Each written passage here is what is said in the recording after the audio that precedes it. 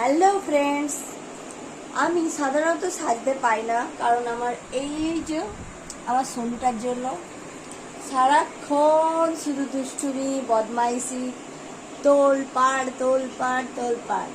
তো আমি এখন বাপের বাড়ি এসেছি, তাই একটু সাজুগুজু করলাম, কিন্তু তাও চুলের অবস্থা কি করে দিয়েছে দেখতেই পাচ্ছ।